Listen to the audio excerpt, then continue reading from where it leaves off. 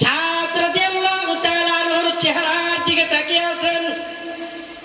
এবার সাহাবাদেরকে বললেন, সাহাবারা, আমার সাদের চেহারার দিকে একটাবার তাকিয়ে দেখো, জান্নাতের নূরগুলো আমার সাদের চেহারায় চমচম করে চমকাইতেছে। সুবহানাল্লাহ বলে।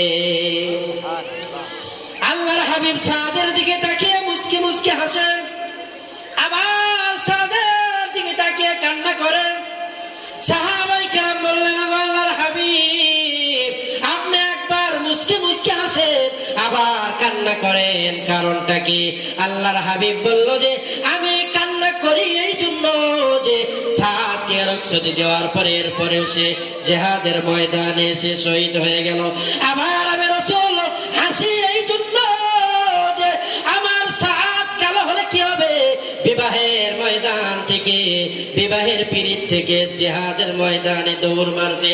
ওগো সাহাবারা, আমি রাসূল যা দেখি তোমরা তা দেখো না।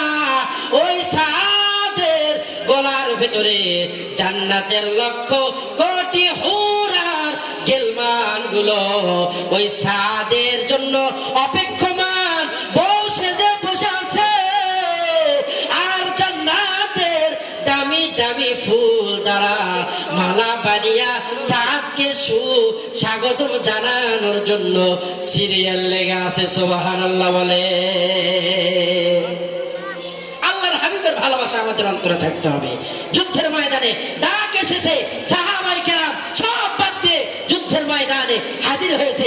আজও যদি দ্বীন ও ইসলামকে জিন্দা করার জন্য ডাক আসে আল্লামা মামুনুল হকের পক্ষ থেকে, যদি ডাক আসে শায়েখে চরমনায়ের পক্ষ থেকে, যদি ডাক আসে আমিরে হেফাজত জামাতের পক্ষ থেকে, তাহলে ময়দানে ঝাঁপিয়ে পড়ে টেকনাফ থেকে তেতুলিয়া পর্যন্ত, বর্ষা থেকে পাথুরিয়া পর্যন্ত সমস্ত মুমিন মুসলমান একজোট হয়ে এক প্ল্যাটফর্মে এসে ইসলামের বাতি, ইসলামের কালেমার পতাকা এদেশে উড়াবো ইনশাআল্লাহ।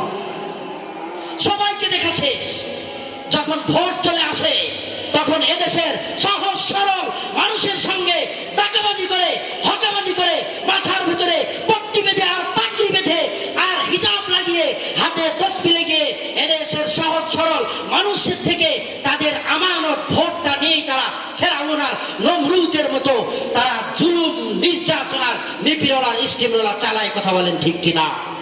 এরকম সুযোগ আর আমরা সামনে কাউকে দিতে চাই না।